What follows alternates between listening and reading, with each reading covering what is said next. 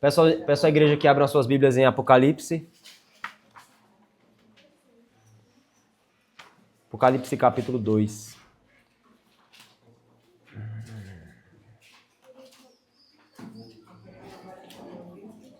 À medida que os irmãos forem abrindo, se coloquem de pé.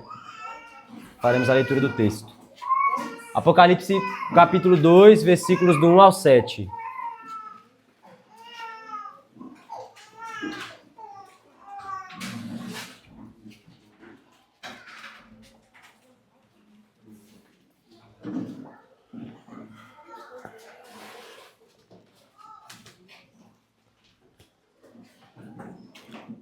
Apocalipse, capítulo 2, versículos do 1 ao 7. Faremos a leitura de todos os versículos. Assim diz a palavra do Senhor. Ao anjo da igreja em Éfeso, escreve: Estas coisas diz aquele que conserva na mão direita as 7 estrelas e que anda no meio dos 7 candeeiros de ouro. Conheço as tuas obras, tanto o teu labor como a tua perseverança, e que não podes suportar homens maus, e que puseste à prova os que a si mesmos se declaram apóstolos e não são, e os achaste mentirosos, e tens perseverança, suportaste provas por causa do meu nome, e não te deixaste esmorecer. Tenho, porém, contra ti que abandonaste o teu primeiro amor.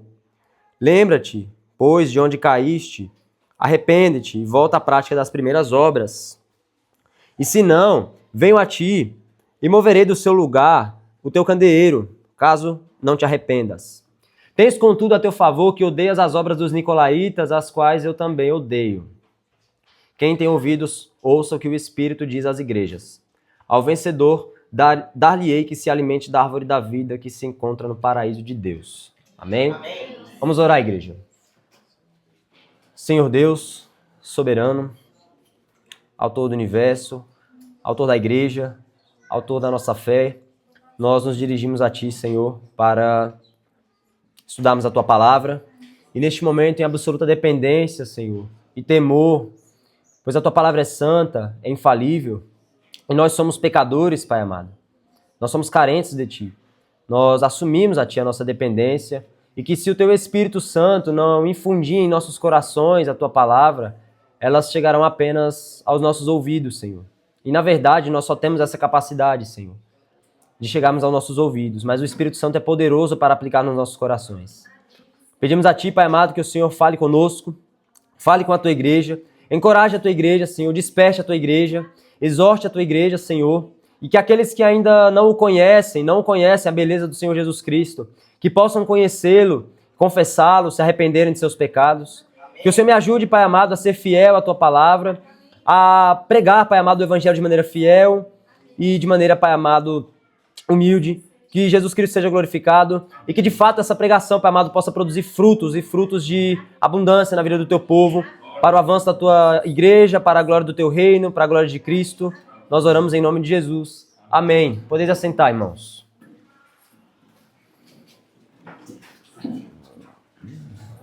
Apocalipse 2. O tema da nossa pregação, irmãos, é o abandono do primeiro amor. O abandono do primeiro amor. Eu vou ser muito breve na introdução do livro de Apocalipse, até porque não é muito necessário enfatizar isso, mas a palavra Apocalipse, ela significa, do original, descobrir ou revelar. O livro de Apocalipse ele foi escrito pelo apóstolo João, por volta de 94 a 96, depois de Cristo, no primeiro século. E o objetivo, igreja, desse livro de Apocalipse é justamente revelar acontecimentos futuros. Em Gênesis, nós temos a revelação, na verdade, presente, do que acontece na vida do homem. Em Apocalipse, nós temos a revelação do que acontecerá. Em Gênesis, nós temos as promessas. Em Apocalipse, nós temos o cumprimento delas. Apocalipse significa isso, revelação.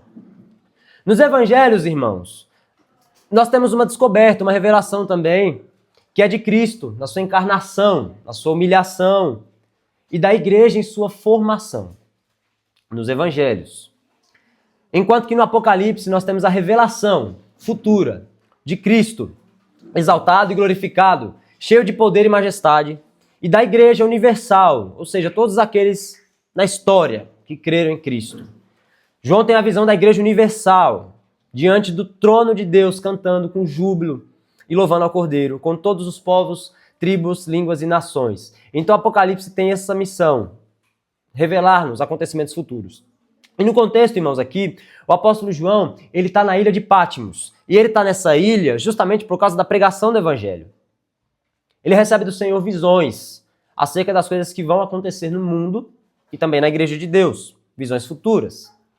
O intuito de João nesse livro, irmãos, em Apocalipse, é justamente alertar, preparar, exortar e encorajar a igreja de Deus por meio dessas visões que ele recebeu, que estão escritas. Apocalipse é um livro de consolo, absolutamente, para a igreja. Apocalipse é um livro de consolo, de encorajamento, de ânimo e jamais de terror. Antes de enviar essa carta, que nós lemos aqui, carta à igreja de Éfeso, antes de João enviar essa carta, ele tem uma visão de Cristo glorificado. Ou seja, João vê Cristo da maneira como ele realmente está agora, à direita de Deus, com o supremo poder, glória. E diante de tal revelação, diante da majestade de Cristo, João tem a mesma reação dos profetas e de todo o servo que pôde contemplar a glória de Deus. Ele cai como que morto, né? No versículo 17 do capítulo 1, vai dizer, quando vi, caí a seus pés como morto. Porém, ele pôs sobre minha mão direita e disse, não temas, eu sou o primeiro e o último. Então ele recebe ânimo, João. Ele cai diante da majestade de Cristo, ele recebe ânimo do próprio Cristo, das palavras do próprio Cristo, para poder enviar as cartas às 7 igrejas da Ásia. São 7 cartas, irmãos. Sendo a primeira delas a carta à igreja de Éfeso, que é a que nós estudaremos essa noite. E nós iremos tratar o primeiro ponto, que é a soberania de Cristo sobre a igreja dele, sobre a sua igreja, a soberania de Cristo. Nós leremos aí o versículo 1 novamente. Peço à igreja que tenha atenção à leitura do versículo 1 e vai dizer assim: ao anjo da igreja em Éfeso escreve, estas coisas diz aquele que conserva na mão direita as 7 estrelas e que anda no meio dos 7 candeeiros de ouro. O anjo aqui, irmãos, da igreja, é o líder da igreja. É o presbítero da igreja. É aquele que preside, é aquele que ensina. A palavra anjo, ela pode ter 2 significados. Mensageiro, aquele que leva uma mensagem, e pode ter o significado literal, anjo, angelical. E mais precisamente falando nesse contexto, a palavra anjo é destinada ao mensageiro da igreja, ao que preside, ao pastor da igreja. Anjos não receberam o chamado de pastorear a igreja ou liderar a igreja. Eles ocupam outras funções. Diferentemente, o pastor, o presbítero, o anjo da igreja, o mensageiro da igreja, ele sempre será um mensageiro das boas novas do evangelho. Ele sempre será o que o apóstolo Paulo chama em suas cartas de ministro de Deus. Ele foi levantado por Deus, ele foi encarregado de transmitir o evangelho de Deus ao povo de Deus e aos perdidos. Então, o anjo da igreja, o pastor da igreja, ele recebe essa responsabilidade. Ele é o responsável pela igreja aqui nesse mundo. Claro, comissionado por Cristo, abaixo da autoridade de Cristo, ele é responsável pela igreja. Ele é aquele que ensina a igreja, que guia a igreja através do ensino. Irmãos, a verdade é que Jesus é aquele que tem todo o poder e autoridade sobre a sua igreja e sobre os seus líderes. Por isso que Jesus, depois de se revelar para João, ele começa a carta assim, dizendo para João, ao anjo da igreja em Éfeso, escreve. Ao pastor. Jesus é aquele que tem todo o poder, soberania e autoridade sobre a sua igreja. O Senhor Jesus é aquele que levanta os líderes, ele é aquele que os chama soberanamente para serem apacentadores do rebanho de Deus, como ele disse a Pedro. Depois que Pedro negou o Senhor Jesus Cristo reafirmou, fez 3 perguntas a Pedro. Simão, tu me amas? Amo, Senhor. Apacenta o meu rebanho. Ele recebeu essa vocação do próprio Cristo. Apacenta a minha igreja, apacenta o meu povo. Ele foi vocacionado por Cristo. Em Jeremias, capítulo 3, versículo 15, vai dizer assim, darei a vocês, Deus falando, darei a vocês pastores segundo o meu coração, que os apacentem com conhecimento e com inteligência. Jeremias 3,15. Isso é soberania, irmãos. O anjo da igreja, sendo presbítero, ele é responsável e levantado por Deus para trazer a mensagem do evangelho e para direcionar a igreja de Deus. E isso é o que diz a parte A do versículo, ao anjo da igreja de Éfeso. Agora nós leremos a parte B do versículo. E vai dizer assim: estas coisas diz aquele que conserva na mão direita as 7 estrelas, e que anda no meio dos 7 candeeiros de ouro. E eu peço à igreja, no capítulo 1, versículo 20, nós vamos entender o que Jesus está querendo dizer com essas 7 estrelas e com esses 7 candeeiros. Talvez na Bíblia de algum irmão pode estar candelabro, mas é a mesma coisa. Versículo 20 do capítulo 1 vai dizer assim: quanto ao mistério das 7 estrelas que viste na minha mão direita, e aos 7 candeeiros de ouro, as 7 estrelas são os anjos das 7 igrejas, e os 7 candeeiros são as 7 igrejas. Jesus se apresenta para João numa visão poderosa. João fica em êxtase, não entende o que está acontecendo, e Jesus explica para ele, para que ele possa passar a carta de maneira fiel à igreja. Jesus se apresenta como aquele que tem toda a autoridade. Quando Jesus diz, aquele que conserva na mão direita, toda a autoridade, foi isso que ele disse em Mateus 28, toda a autoridade me foi dada, no céu e na terra. Nessa pequena frase de Cristo, irmãos, que nós lemos aqui, nós percebemos e podemos concluir o que o Novo Testamento diz sobre Cristo. O cabeça da igreja, é o cabeça, o sustentador, ou como está aqui no versículo, é aquele que conserva, é aquele que mantém a sua igreja, é aquele que dá vida à sua igreja, que dá poder à sua igreja. É o próprio Cristo. Jesus está dizendo que os anjos da igreja, ou seja, os pastores, aqueles que pastoreiam, estão em sua mão direita, dando a entender que eles estão sob o controle de Cristo, sobre o domínio de Cristo e sob a autoridade direta do próprio Cristo. E quando Jesus Cristo diz, irmãos, que ele anda no meio dos 7 candeeiros, Jesus está dizendo abertamente que ele está cuidando da sua igreja, está pastoreando a sua igreja, vigiando, disciplinando e lapidando. A igreja universal, não somente a igreja de Éfeso, mas Jesus, ele exerce essa autoridade de lapidar, refinar, apurar a igreja de Deus, conservar, manter a igreja de Deus nesses 2000 anos depois da sua morte e ressurreição. A igreja permanece. Ele mesmo deu testemunho dizendo que as portas do inferno não prevaleceriam contra a igreja. E nós vemos que isso é verdade. As mãos de Cristo, a mão direita de Cristo, governando a sua igreja. Não são os homens que ditam como a igreja deve andar e viver. É o próprio Filho de Deus, irmãos. Não são as ovelhas que fazem o seu caminho. É o Supremo Pastor, é Jesus que as dirige, como ele disse em João 10, 27. As minhas ovelhas ouvem a minha voz. Eu as conheço, elas me seguem. Não são os pastores que conduzem a igreja por si mesmos. Esses devem ser antes conduzidos pelo próprio Filho de Deus, em sua palavra revelada, para então serem aptos, prontos, preparados para guiar o rebanho de Deus. E não é assim em Tucano? Como é o contexto de igreja, irmãos? Eu digo isso com temor, eu digo isso com tristeza. Como é o contexto de igreja aqui em Tucano? Igrejas lideradas por homens insubmissos às escrituras, homens que não se submetem à autoridade de Cristo. Escândalos, destemor ao nome de Deus, facção, divisão, autoridade carnal, narcisismo. É o que nós vemos aqui. É o que sempre existiu e é o que vocês mesmos sabem, nós presenciamos isso aqui.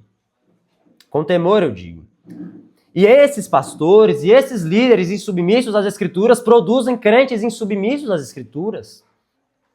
Mas, irmãos, a pregação de hoje ela vai nos ensinar, João vai nos mostrar pelo Espírito Santo que a igreja de Deus ela será refinada, acrisolada, provada e aprovada por Deus.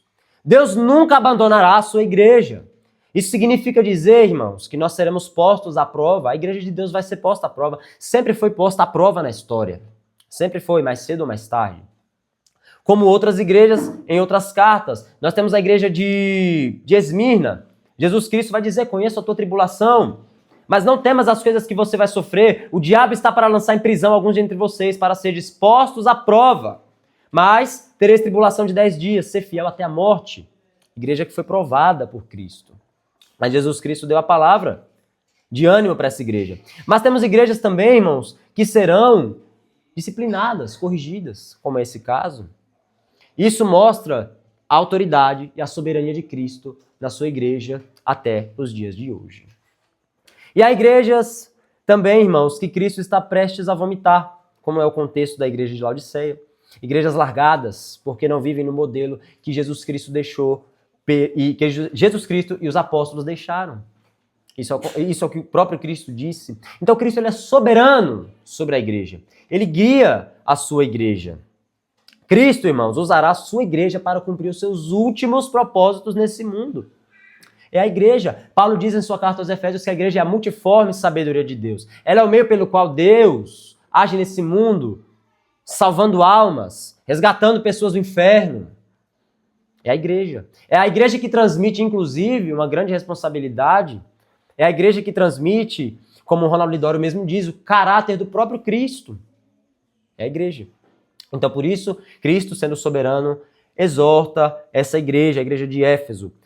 As cartas às 7 igrejas, irmãos, têm esse propósito: corrigir, encorajar e santificar o povo de Deus, os regenerados. Chamá-los ao arrependimento e à maturidade na fé, a deixar de serem crianças, a deixar de serem estagnados espiritualmente, a cumprirem seu chamado de igreja, fazer a missão, fazer discípulos, adorar o Senhor. Essa carta foi para Éfeso e hoje é para nós. E o segundo ponto, irmãos, é o elogio de Cristo à igreja.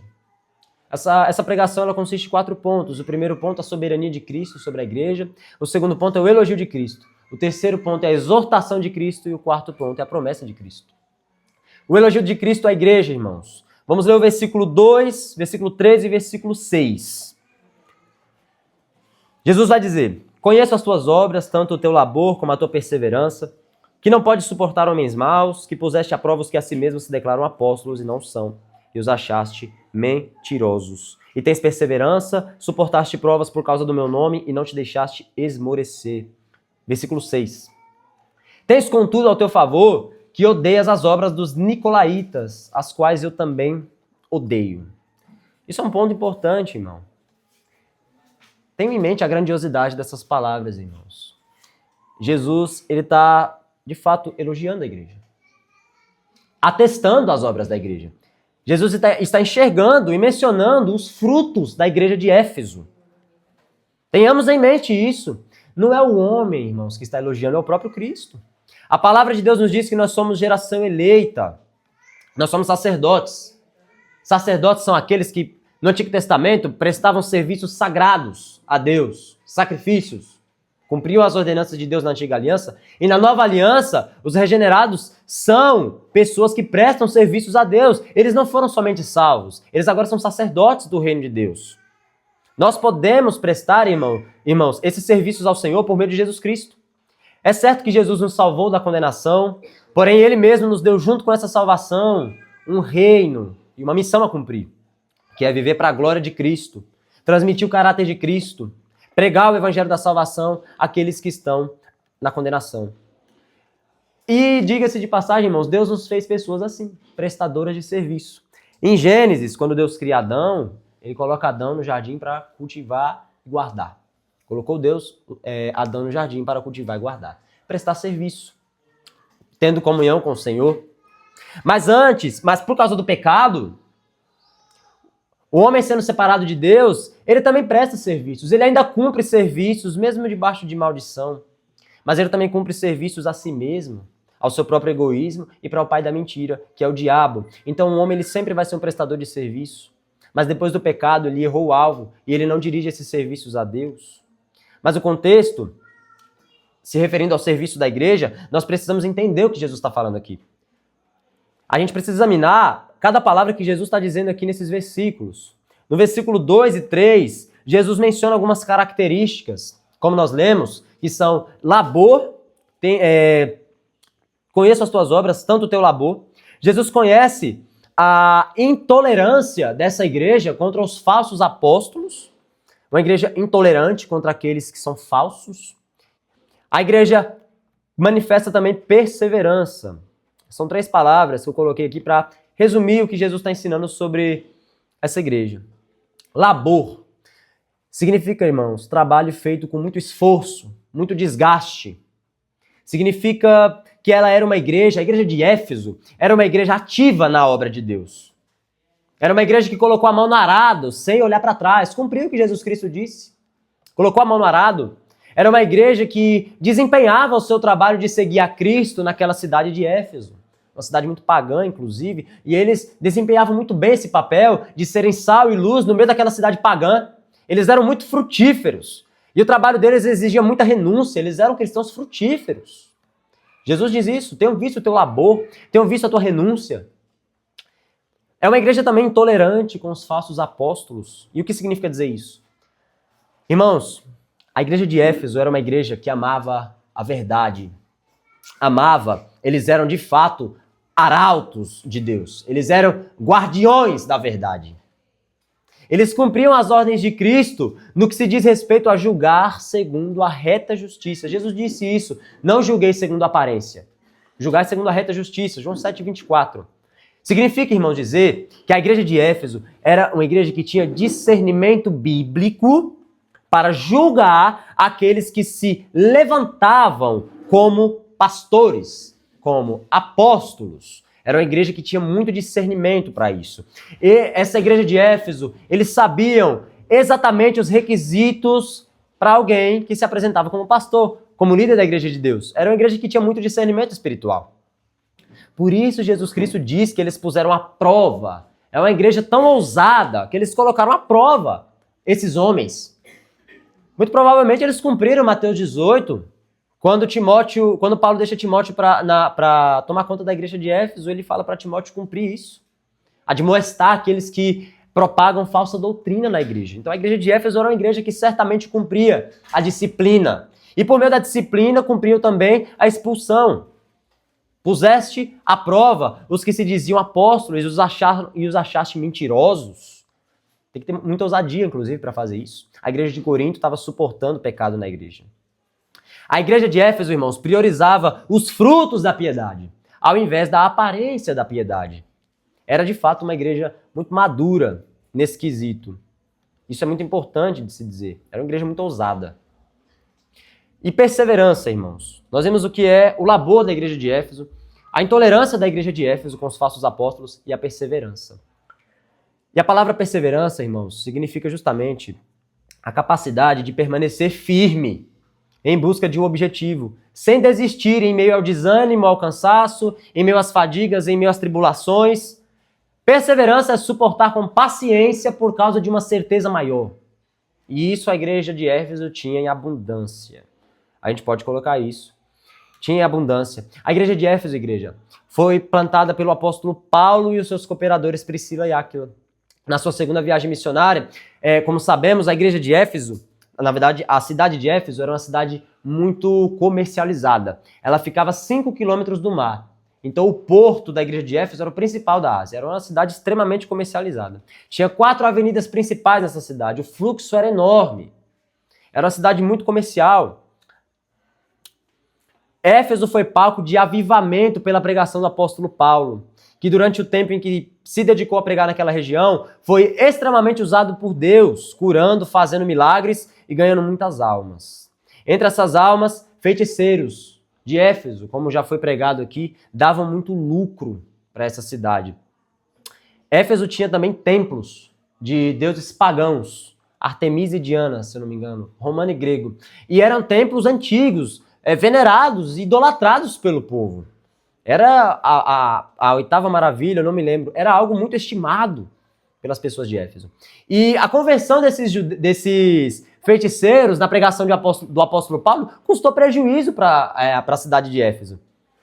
Eles queimaram seus livros em praça pública e, de fato, isso é avivamento, isso não é normal. Os livros valiam milhões e milhões de reais, como aqui a gente já viu. Mas isso custou, irmãos, a perseverança, melhor dizendo, a perseguição da igreja naquela cidade. Por isso que é uma igreja que se mostrou perseverante. O apóstolo Paulo chega, prega o evangelho, Priscila e Áquila são seus cooperadores, discipulam, ensinam, as pessoas se reúnem ali, feiticeiros se convertem, a economia da cidade sofre impacto, eles começam a serem perseguidos, influenciados, falso profeta, e eles não abrem mão da fidelidade a Cristo. Isso é um fruto poderoso. É desde esse tempo, irmãos, que a igreja de Éfeso se mostrou fiel ao Senhor. mesmo sendo tentada, mesmo sendo pressionada de todos os lados, a igreja de Éfeso não negociou a fidelidade do evangelho. Foi luz em meio às trevas e sal que salga naquela cidade pagã. Certamente eles cumpriam a missão naquele lugar. Era uma igreja muito frutífera. E para finalizar, irmãos, o último elogio de Cristo, no versículo 6, Jesus vai dizer assim, versículo 6, tens contudo a teu favor que odeias as obras dos nicolaítas, as quais eu também odeio. E eu fiquei surpreso com isso aqui. Irmãos, no levantamento de diáconos, em Atos 6, há registros de que um desses homens, né, sendo Estevão, Prócono, Nicanor, diáconos piedosos, homens de boa reputação, de testemunho, entre eles tinha um homem, está em Atos 6, isso, que se chama Nicolau. Há documentos que registram isso, que Nicolau, ele era um falso cristão. E depois ficou evidente isso. Nicolau significa aquele que conquista o povo. Ele era um falso cristão que mais tarde veio apostatar da fé, ele veio abandonar a fé. Mas por conta da sua credencial, por conta da sua influência, ele conseguiu arrastar, ele conseguiu guiar uma igreja para fora do caminho do evangelho, através de falsos ensinos. Daí, porque Jesus usa esse nome, né? Vocês odeiam as obras dos nicolaítas, seguidores de Nicolau. Vocês odeiam as obras deles, as quais eu também odeio. E Nicolau, melhor dizendo, ele veio apostatar da fé, promovendo o ensino de libertinagem, imoralidade, maldade, ausência de regras, apostasia. Mais uma vez, Jesus elogia a sua igreja por ser fiel ao Senhor e abominar sem tolerância falsos ensinos, o que aponta certamente para a rejeição de Nicolau. Isso é importante, irmãos. Parece ter uma contradição, né? Jesus está dizendo que essa igreja abandonou o primeiro amor, mas o que a gente está vendo sobre essa igreja são frutos abundantes de justiça, de amor a Jesus Cristo. Isso é amor a Jesus Cristo, porque Jesus Cristo disse, aquele que me ama obedece aos meus mandamentos. Aquele que me ama ama mais a minha glória do que a glória dos homens. Ele disse isso em João. Como pode permanecer em vós o amor de Deus se vocês amam mais a glória dos homens? E a igreja de Éfeso não amava a glória dos homens. Eles amavam a glória de Cristo. Parece uma contradição nesse texto. Isso é interessante. Mas é uma igreja muito frutífera. E o terceiro ponto, irmãos, é o ponto mais delongado dessa mensagem. Mais prolongado, melhor dizendo. É a exortação de Cristo à igreja. Depois de comissionar João para enviar a carta ao anjo da igreja, ao pastor da igreja, e depois de elogiar a igreja e de reconhecer as obras dessa igreja, o fruto dessa igreja, Jesus exorta essa igreja. Versículos 4 e 5, irmãos. Tenho, porém, contra ti que abandonaste o teu primeiro amor. Lembra-te de onde caíste, arrepende-te e volta à prática das primeiras obras. Senão eu venho a ti e moverei do seu lugar o teu candeeiro, caso não te arrependas. Irmãos, eu vou trazer uma informação que é muito importante, mas a carta aos Efésios, escrita por Paulo, a igreja de Éfeso, ela foi escrita, essa carta, no ano 60 a 63 do primeiro século. Mas no texto que a gente está aqui, não é o mesmo período. Já são 3 a 4 décadas depois aí. É muito provavelmente a segunda geração, ou a próxima geração de cristãos, já nessa igreja. É a próxima geração. E a exortação de Cristo acontece aqui nessa carta, 3 a 4 décadas depois. É uma nova geração, como eu disse, uma geração, sim, fiel ao Senhor, colocou em prática o dever cristão de pelejar pela fé, suportar tribulações pela causa de Cristo e julgar os falsos líderes, como fazia abundantemente a geração passada. Porém, essa nova geração, ela recebe uma forte exortação de Cristo. Tenho, porém, contra ti que abandonaste o teu primeiro amor. Irmãos, Jesus disse que os seus discípulos seriam conhecidos, como sabemos, pelo amor. Pela manifestação, né, do amor expressada nas atitudes, na obediência a Cristo, na obediência, inclusive, à grande comissão, na obediência de uma vida de santidade, na obediência de comunhão com os irmãos. Isso ficaria manifesto ao mundo que nós não somos do mundo, como Jesus disse. E isso é amor. Isso é prova de uma igreja e de discípulos que amam a Cristo. Éfeso era uma igreja que obedecia a Jesus Cristo fielmente, praticava o evangelho e amava a verdade. Então pode parecer sim essa contradição de Jesus Cristo dizer que era contra essa igreja porque ela tinha abandonado o primeiro amor. Mas o que está acontecendo aqui, igreja, é que Jesus não está se dirigindo à igreja no sentido sacrificial. A palavra amor aqui. Éfeso havia perdido a afeição fervorosa por Cristo. Éfeso havia esfriado a paixão interna por Cristo que existe. Diga-se de passagem, a gente vai ver que existe isso. Éfeso trabalhava, dava frutos, era ousada, inclusive, confrontava os falsos profetas, mas tinha perdido a afeição por Cristo. E quantos de nós não podemos estar assim? O evangelho, ele começa a ser algo costumeiro. O serviço a Deus continua, o zelo pela verdade, o cuidado com a doutrina não cessaram, mas cessou a paixão. Ser cristão virou rotina. E eu quero exortar a igreja e chamar a atenção da igreja nesse ponto. Notem, irmãos, eu não me refiro a uma vida negligente. Eu não estou falando de uma pessoa negligente. Aqui o texto não está falando de pessoas negligentes. Aqui o texto não está falando de pessoas que não se dedicam à obra. Essas pessoas se dedicam à obra. O texto não está falando de desviados. O texto não está falando de falsos cristãos. Não é dessas pessoas. Não são essas pessoas a exortação de Cristo. Eu estou falando com você. Você que está nos cultos de oração. Você que não perde uma terça de estudo. Você que defende o evangelho até na frente dos ímpios. Até defende o nome de Cristo na frente dos ímpios. Glorifica a Deus. Você que serve a igreja de Cristo. Está em várias áreas. Serve. Você que, principalmente, você que está aqui que tem mais tempo. Eu estou falando com vocês. Principalmente com vocês. Talvez o seu serviço a Cristo possa ser somente externo. Eu não estou dizendo que Deus não recebe. Eu não estou dizendo que é inválido. Eu não estou dizendo que Deus não aceita. O que eu estou dizendo é que Cristo não disse isso aqui nessa carta. Eu quero que você examine a sua vida com Deus. Veja se a sua vida de serviço a Deus, veja se a sua vida de devoção a Deus, ela expressa afeição por Cristo, paixão por Cristo, desejos pela pessoa de Cristo. O zelo pode ser externo. E aqui a crítica de Cristo não é o zelo externo de pessoas que não conhecem a Ele. É o zelo externo de pessoas que o conhecem. De pessoas que já provaram dessa paixão, desse fervor. É a essas pessoas que Cristo está dirigindo. Elas ainda não deixaram de dar frutos. Se a sua vida vai além... Na verdade, Cristo nos chamou, irmãos, para uma vida que vai além do serviço. É claro, Ele nos chamou para o serviço, sim. Ele nos chamou para o serviço, obviamente. Mas o evangelho não se resume a isso, irmãos. Ao serviço somente. O evangelho, na verdade, Jesus nos chamou para muito mais do que trabalho. Jesus nos chama a conhecê-lo. Jesus nos chama a nos envolvermos com a pessoa dele.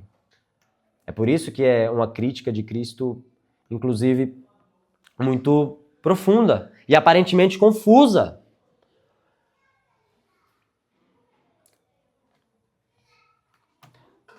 A ausência de afeição e desejos por Cristo. Cristo nos chama, irmãos, a servirmos a Ele. O salmista vai dizer, alegrai-vos nele com tremor. Sirvam ao Senhor, alegrai-vos no Senhor. E eu quero aproveitar aqui nesse texto a fazer uma crítica, na verdade uma exortação, porque há no meio religioso, principalmente aqui em Tucano, onde estamos, há uma interpretação tão pobre do que é primeiro amor, ou do que é a perca do primeiro amor, que me cabe trazer à luz o que de fato é perder o primeiro amor. A gente precisa entender, eu quero que vocês entendam que a quem Cristo está dirigindo, a quem é que Cristo está dizendo, você perdeu o primeiro amor. Você, na verdade, perdeu não, você abandonou. E a palavra abandonou expressa o sentido intencional. É algo que foi feito intencionalmente. E nesse caso, intencionalmente ao longo do tempo. O abandono do primeiro amor. Antes de eu falar, inclusive, isso, vamos ver quem é a igreja de Éfeso, na verdade, né? Relembrar o zelo, a vida frutífera. E quantos de nós aqui já não passamos por isso? Confrontarmos, defendermos a causa de Cristo, falarmos bravamente de Cristo na frente dos ímpios, como esses irmãos faziam, proclamar o evangelho, evangelizar, servir a igreja, fazer o devocional, orar. Uma vida que externamente é uma vida abundante, uma vida frutífera. A igreja de Éfeso era assim. É a essa igreja que Cristo dirige a sua crítica. Por isso que em Tucano, onde nós estamos, existe uma interpretação pobre daqueles que se dizem crentes. Eu perdi meu primeiro amor. Porque no meu primeiro amor eu era assim, agora não é mais como antes. Isso é dito, isso é como um balde de água fria em pessoas recém-convertidas que chegam em muitas igrejas. Pessoas que querem Cristo, que amam a Cristo e escutam de pessoas que têm 10, 15, 20 anos de igreja. Mas isso aí é o primeiro amor. Logo, logo você vai casar, vai chegar às responsabilidades e aí o seu zelo, a sua vontade acaba, você vai ficando cansado. É tudo mentira. Isso é pretexto para pecado.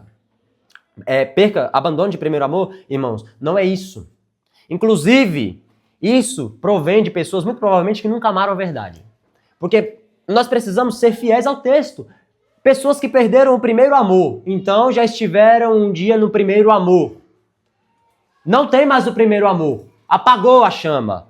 Não tem paixão por Cristo, não tem afeição por Cristo, mas confrontam os falsos profetas, pregam o evangelho, cumprem a missão, adoram a Deus, se reúnem, têm comunhão, são sal que salga, luz que brilha no meio das trevas. São essas pessoas que perderam que abandonaram o primeiro amor. E geralmente essa frase, porque no meu primeiro amor, isso passa. Geralmente essas pessoas, elas não fizeram nem nada por Cristo, não tiveram nem desejo nenhum por Cristo. Nenhum. Não passa de uma conversão emocional. Eles nunca amaram a verdade. Nunca suportaram nada por Cristo. Nunca sofreram uma afronta por Cristo. Amam mais a glória dos homens do que a de Deus. Vivem no pecado. Suporta o pecado da liderança. Suporta o pecado de irmão que sabe que está em pecado. Sabe que tem pecado na igreja, mas fica quieto, suporta. E dizem que perderam o primeiro amor de maneira nenhuma. Senão o texto é infiel. Senão o texto está errado. Então precisamos rever o texto. E não é isso. Não é isso, irmãos. Éfeso, a igreja de Éfeso jamais deixou de ser essa igreja. Porque até o ano 94, aqui até o presente tempo, Jesus está falando que essa igreja permanece dessa maneira, mesmo sendo a segunda geração. Só que essa geração mais nova perdeu a afeição por Cristo que, com certeza, a primeira geração tinha. A paixão por Cristo, interna por Cristo. Não somente o serviço. Essas pessoas não demonstraram que perderam o primeiro amor, irmãos. Quantos de vocês já não escutaram isso? Eu já escutei muitas vezes. Se queixam, viram lamúrio. Porque no meu primeiro amor, isso não é verdade, irmãos. O texto não está falando disso. Não está, absolutamente. A igreja continua sendo sal, continua salgando. Essas pessoas, muito provavelmente, nunca nem provaram desse amor. Nunca nem tiveram alguma paixão por Cristo. Foi mais algo emocional. Como Charles Spurgeon vai dizer que conversões emocionais, elas não duram muito tempo. Isso não é perca, isso não é abandono de primeiro amor de maneira nenhuma. Irmãos, o amor que Cristo está mencionando aqui, como eu disse, não é o amor sacrificial, não é o ágape, como o amor de Deus por nós que levou a sacrificar o seu filho na cruz do Calvário. Cristo está se referindo à perca da afeição.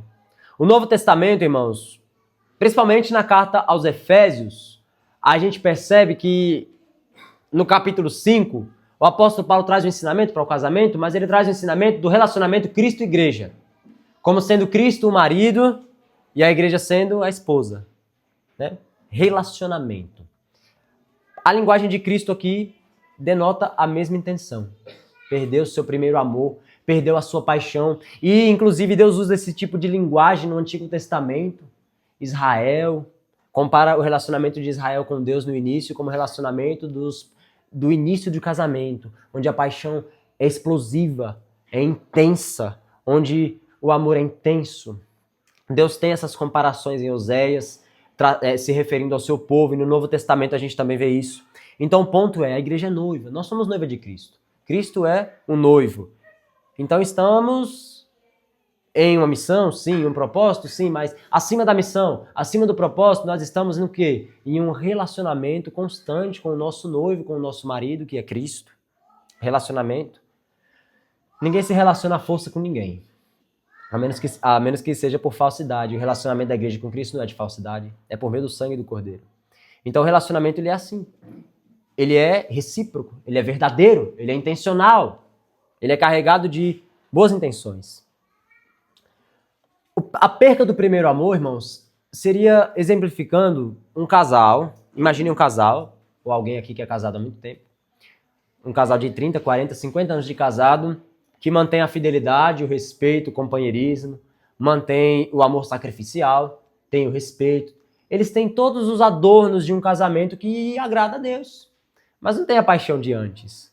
Não tem o amor apaixonado de antes, cultivado no início do casamento. É mais ou menos isso. A perca, inclusive aqui a palavra mais correta, né, como o texto diz, o abandono do primeiro amor, aponta mais ou menos para isso. Um relacionamento correto, um relacionamento fiel, agradável a Deus, mas sem afeição. O respeito existe. A igreja continua submissa a Cristo. A igreja cumpre a grande comissão. Os irmãos se envolvem, têm comunhão. Os irmãos pregam o evangelho, frutificam. Mas interiormente é algo que virou sistemático. E como isso é ruim, irmãos? Como isso é ruim? É servir a Cristo de maneira sistemática. É cumprir, é obedecê-lo, mas de maneira sistemática. Sem motivações internas sobre a pessoa do próprio Cristo. Nós somos pessoas, inclusive, que somos movidas por motivações. Quando temos uma motivação, quando temos um desejo, somos tendenciosos a sermos mais zelosos, mais empenhados, mais atenciosos, vigilantes. Deus nos fez assim. Pessoas suscetíveis a emoções. E a emoção ela não pode ser de maneira nenhuma negligenciada no Evangelho. Inclusive, o fruto do Espírito Santo, um pedaço do fruto, é a alegria subjetiva que ele concede ao espírito daquele que foi regenerado. Alegria interna. Alegria interna na pessoa de Cristo, na obra de Cristo, no sangue de Cristo, em quem é Deus, na santidade de Deus, na palavra de Deus. Essas coisas trazem alegria à alma. O salmista diz que a lei do Senhor é límpida, traz prazer, é como o mel e o destilado dos favos. Ele compara os estatutos de Deus, ele compara o próprio Deus como algo palpável, algo que é bom. Quando nós degustamos do mel, nós provamos a doçura e é bom. A mesma coisa é o relacionamento. Deve ser dessa maneira. Éfeso, irmãos, Jesus Cristo diz isso, abandonou o primeiro amor, o que denota um abandono intencional, como algo que foi deixado para trás, e como nós estamos falando de relacionamento, denota algo que foi deixado para trás ao longo do tempo, com o passar do tempo. O amor da igreja por Cristo, a paixão interna da igreja por Cristo cessou. O serviço não cessou, mas a paixão interna cessou. O evangelho virou rotina. Mesmo fiel, mesmo frutífera, amando a verdade, suportando provações, a igreja havia perdido a sua atração por Cristo. Diga-se de passagem, esse fenômeno acontece, né, quando Vinícius mencionou aqui na liturgia que quando nós somos regenerados, nós somos tão sensíveis ao pecado, e é para sermos assim. É para sermos assim. Sempre assim. Outro fenômeno que acontece é que o Espírito Santo produz uma afeição, um desejo no regenerado de estar em comunhão com aqueles que são do corpo de Cristo. O Espírito produz um anseio, o desejo, a afeição pelo que sai da boca de Cristo. O que Cristo que diz que é pecado, é pecado. O que Cristo disse que é correto e acabou. O que Cristo disse que é para fazer, então faremos. O que Cristo diz para não fazer, não faremos. Por quê? Porque Cristo diz. Porque Cristo diz, é somente a palavra de Cristo. A mesma palavra que encorajou João. Diga-se de passagem, isso acontece, isso é um fenômeno, isso é maravilhoso. E quantos de nós podemos ter perdido isso? A exortação continua. A igreja abandonou o primeiro amor, a exortação continua. Inclusive, ressaltando, João capítulo 15, falando sobre alegria, Jesus diz assim: vós sois meus amigos, se fazeis o que eu vos mando. Submissão, serviço, obediência, sim. Mas no João capítulo 15, versículo 11, Jesus vai dizer assim: tenho-vos dito essas coisas para que o meu gozo esteja em vós e o meu gozo seja completo. Então Jesus diz isso. Jesus não dá só o preceito para a igreja. Jesus dá o preceito e o consolo, o preceito e a alegria, o preceito e o conforto, o mandamento e a promessa. A promessa de que ele estará com a sua igreja todos os dias até a consumação do século. Jesus disse isso. Eu digo a vocês esses mandamentos para que vocês tenham alegria em mim e a alegria de vocês seja completa.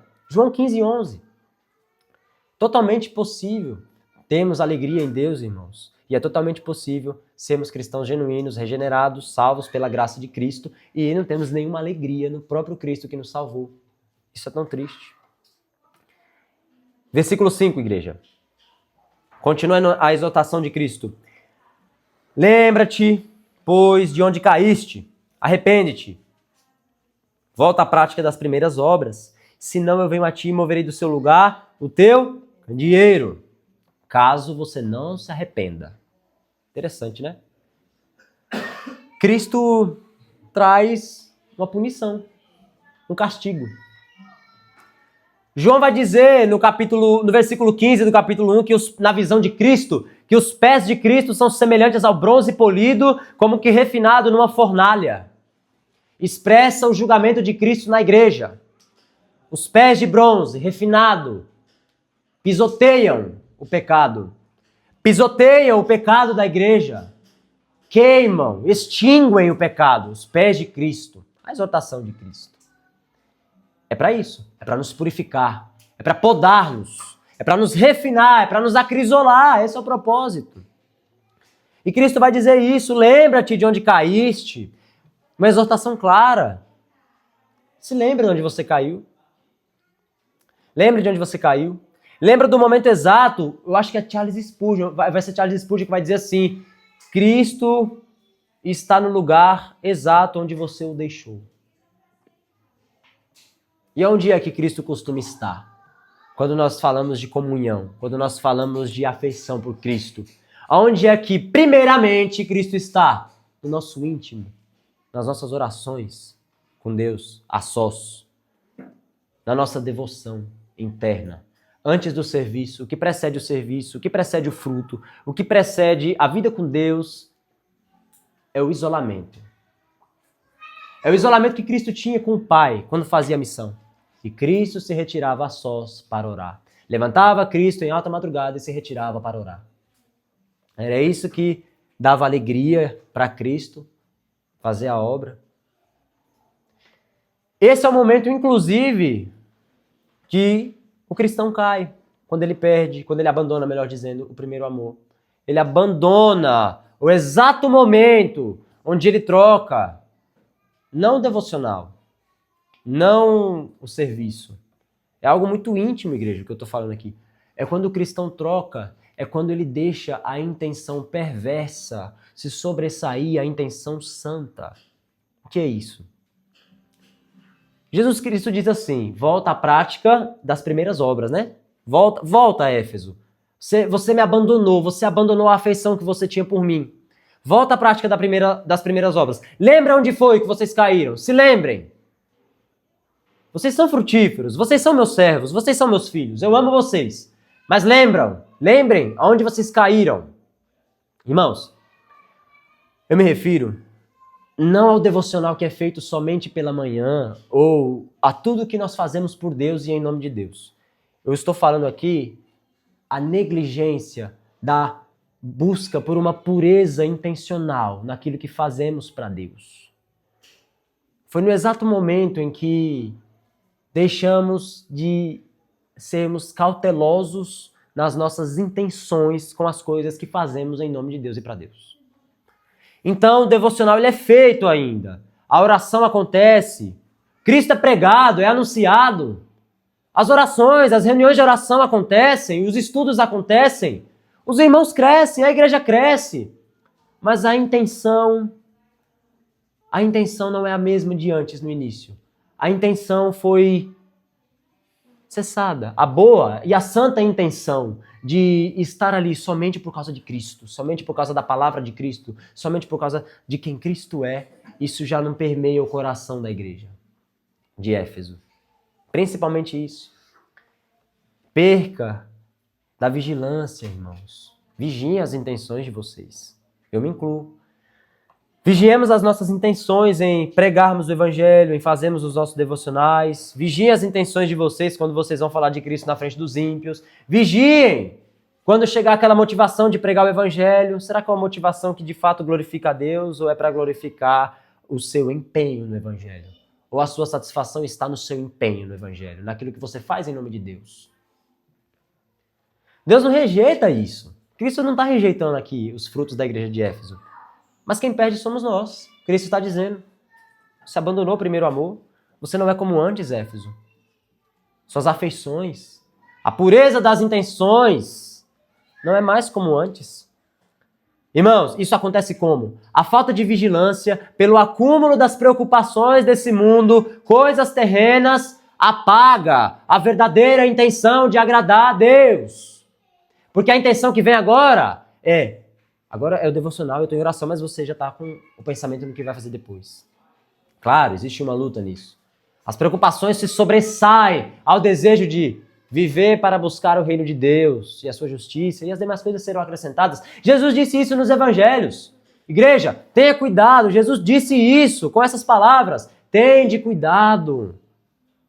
Acautelai-vos para que as preocupações desse mundo, as orgias, embriaguez, sobrecarreguem o coração de vocês. E aquele grande dia seja como um laço, seja como uma surpresa. A volta de Cristo vai ser uma surpresa, porque a igreja está distraída.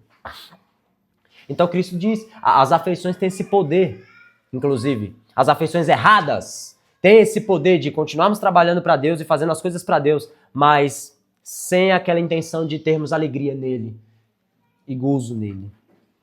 Então é isso que Cristo está dizendo. E o que ele diz aí no final, se não venho a ti sem demora e moverei do seu lugar o teu candeeiro. Nada mais é, igreja, do que o julgamento de Cristo. Se vocês não se arrependerem, ele está dizendo isso para Éfeso. Se vocês não se arrependerem, eu moverei do seu lugar o seu candeeiro. E nós vimos aqui que candeeiro ou candelabro é a igreja. E de fato, o texto aponta realmente para a inexistência da igreja de Éfeso naquela região. A igreja deixaria de existir por alguma razão, talvez por perseguição, talvez por invasão, por política, não sabemos, mas a igreja deixaria de existir se não se arrependesse. É isso que Jesus está dizendo. Moverei do seu lugar o seu candeeiro. Você deixará de existir, Éfeso, nessa região. E esse é o ponto. Nós devemos vigiar isso. Vigie as intenções de vocês.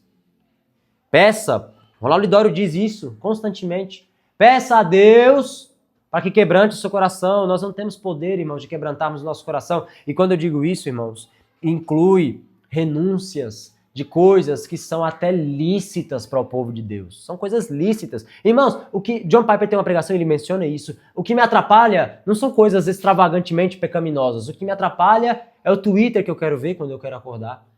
É o almoço. O que me atrapalha é o programa, é alguma coisa. Então o que atrapalha vocês, o que me atrapalha, o que atrapalha e vai sempre atrapalhar a igreja nessa era moderna é o entretenimento, principalmente. Abandone o entretenimento.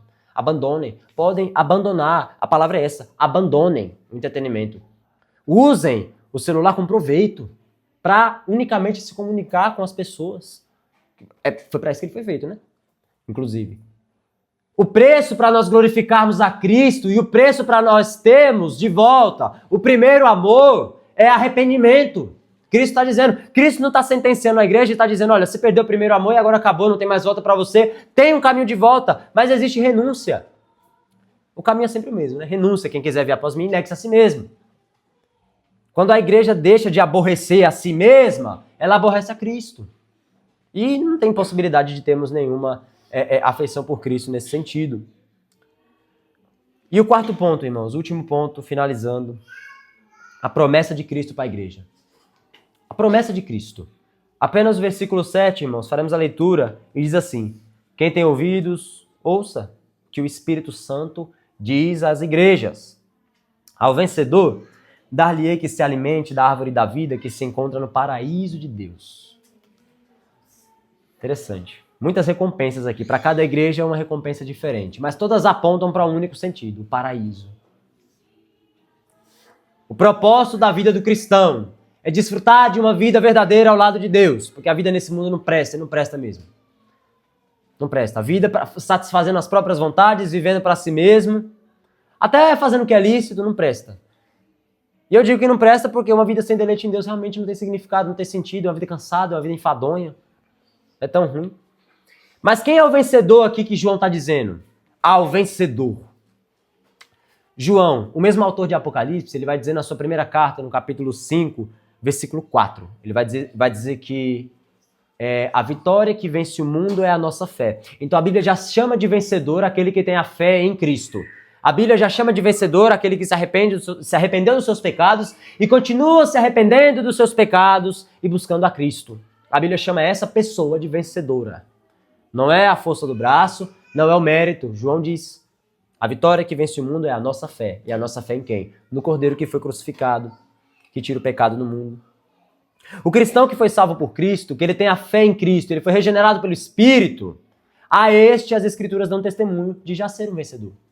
Romanos 8,37, Paulo vai dizer em sua carta que em Cristo somos mais do que vencedores. É a mesma conotação de justificados. A Bíblia já chama, já chama de justificado aquele que tem a fé em Cristo, já é justificado, já é justo aos olhos de Deus. E aquele que tem a fé em Cristo, que foi selado com o Espírito de Deus, que ama a Cristo, que foi transformado pelo Evangelho, já é um vencedor. Não tem a possibilidade de perder, é um vencedor, porque Cristo venceu por ele na cruz. É promessa, irmãos. Isso é o que Cristo está dizendo para encorajar essa igreja ao arrependimento e para encorajar nós ao arrependimento. Caso esse seja o seu caso. A árvore da vida aponta justamente para o paraíso de Deus. Ela está próxima ao trono de Deus. Isso vai estar em Apocalipse 22. Ela está próxima ao trono de Deus. Do trono fluem rios de água viva. Isso aponta para a vida que flui do próprio ser de Deus, a vida verdadeira, a vida eterna, a vida sem pecado, a vida abundante, a vida que Cristo nos prometeu. Flui diretamente do trono da pessoa bendita de Cristo. É onde todo cristão genuíno, depois de combater o bom combate, que Paulo diz, vai passar. Desfrutará de uma eternidade com Cristo, de uma vida de plenitude, de alegrias perpétuas. Será uma vida de paz, uma alegria de gozo infindáveis. Isso é verdade. Isso é o que falta na minha vida e na sua vida. Relembrarmos quem é Cristo, suas promessas, para a gente deixar de parar, a gente deixar de fazer serviços a Deus só por fazermos serviços a Deus, e não com a intenção de glorificar a Deus. Ronaldo Lidório diz isso. Nós não devemos ter a intenção de glorificar a Deus. Nós devemos cultivar a intenção de glorificarmos somente a Deus. Essa é a luta. Esse é o chamado para o cristão. Glorificar somente a Deus. Afinal, nós somos regenerados para isso, para glorificar Cristo, para glorificar a Deus. Então, reflitam. Essa mensagem, essa carta à igreja de Éfeso, como eu disse, é uma carta para nós. Isso pode ser o caso de alguém, pode ser o caso de algum irmão. E se não for, permaneça vigilante. Glória a Deus. Cultive isso. Cultive, porque isso pode ser perdido. E se você perdeu, isso pode ser restaurado. Cristo está dizendo. Arrependa-se. Volta à prática das primeiras obras. Deixa essa agonia de lado. Deixa essa preocupação com casa de lado. Deixa essa preocupação com trabalho de lado. Deus dá aos seus amados enquanto ele dorme. Ah, mas está escrito isso? Só está escrito, tem que crer? Só tem que crer, está escrito lá. Tem que crer e viver uma vida submissa a Deus. É só isso? Só isso. É só isso. Coração incrédulo, a carne faz com que nós duvidemos da simplicidade de Deus, da palavra. Gente, a palavra é simples. Creia. Viva por fé. Deixe de agonia. Deixa a pressa de lado, a vaidade, inclusive, de lado. Vaidade desse mundo. Vaidades e vaidades que enchem o coração. Até as coisas lícitas. Eu falo isso por mim, irmãos. As coisas lícitas enchem o meu coração e elas diminuem o meu desejo por Deus. E se eu negar, o meu desejo por Deus é aumentado. Aborreça a sua vida. Olha a promessa que nós temos. Olha a promessa que nós temos, irmãos. Os cristãos que estão lá no Nepal, nos países perseguidos, eles não têm nem tempo de serem vaidosos, de terem algum tipo de vaidade, de terem nada. Eles só vivem pelo que Deus prometeu. Mas o chamado para nós é o mesmo. Devemos pregar o Evangelho, devemos cultivar, devemos ser uma igreja que resplandece a luz de Cristo, sermos sal, sermos luz, pregarmos o Evangelho. Mas não esqueçam disso. Algo precede, algo vem antes. A intenção deve ser purificada pelo Espírito Santo através da oração. A intenção deve ser purificada. O serviço deve ser feito com alegria. Lute pela alegria, ela pode não vir do dia para a noite, mas lute, combata. Deus merece ser buscado, Deus merece ser glorificado através do serviço, merece. É bom pregar, é bom, mas é muito melhor ainda termos a nossa alma regozijando em Deus. É tão bom isso. Por isso que o salmista vai dizer que a tua graça é melhor do que a vida. Por que será que ele fala isso? Por que será? Ele provou da graça. Será que vale a pena só servir a Deus sem se deleitar nele? Será que esse é o cristianismo? Esse é o cristianismo. Renuncia a sua vida, perca a sua vida, sirva a Deus. Aí vai ser uma vida de lamúrio, uma vida... Não, na verdade não é essa vida que Cristo prometeu. Vida em abundância inclui inclusive o fruto do Espírito, a alegria no cristão. Mas o cristão deve cultivar isso. Deve purificar os seus olhos. Tirar os olhos dessa programação mundana que envaidece a nossa mente, que corrompe os sentidos que o Espírito Santo nos concede, que ofusca. Devemos ter os nossos olhos bem atentos, irmãos. O mundo passa, a vaidade passa, as coisas passam, a carne, as vaidades, os desejos são como a erva, elas passam. E a você que está aqui que talvez nunca tenha nem provado de Cristo, não conhece a Cristo, a mensagem é a mesma. Arrependa-se de seus pecados, creia em Cristo, se arrependa, o chamado ele não é diferente para o cristão e para o ímpio. A diferença é que o cristão ele é salvo pela graça de Cristo. Ele não é uma pessoa perfeita, impecável, não é. A diferença do cristão é que ele continua se arrependendo. O que Cristo fala sobre ele continua sendo verdade e ele se arrepende e busca arrependimento diante de Deus e uma vida que agrade a Deus. Arrependimento da conversão até a morte. Uma vida de constante arrependimento e santidade. Agora, se você não conhece a Deus, o chamado é o mesmo. Arrependa-te. Só que para você a punição não é essa que Cristo está dizendo. Se você está aqui, não conhece a Cristo, não se arrependeu dos seus pecados, a punição, ela não é uma punição terrena, como foi aqui no caso da igreja de Éfeso. Ela não é uma punição terrena, ela é uma punição eterna. É a separação eterna de Deus. Se você está aqui e você não conhece a Cristo, você ainda prova de um mundo feliz ainda. Você trabalha, você tem momentos felizes, você tem família, você tem filho, você tem uma vida organizada, tem os problemas, mas goza de felicidade. A punição para quem não se arrepende e crê em Cristo é o inferno. E eu não estou falando aqui de um fogo que não se apaga. Isso é uma linguagem que Cristo usa. Inferno é um lugar que não vai ter uma gota. Uma gota. A gota que o jovem rico pediu. Pai Abraão, pinga uma gota na minha língua. Para que molhe a minha língua. Estou atormentado com essa chama.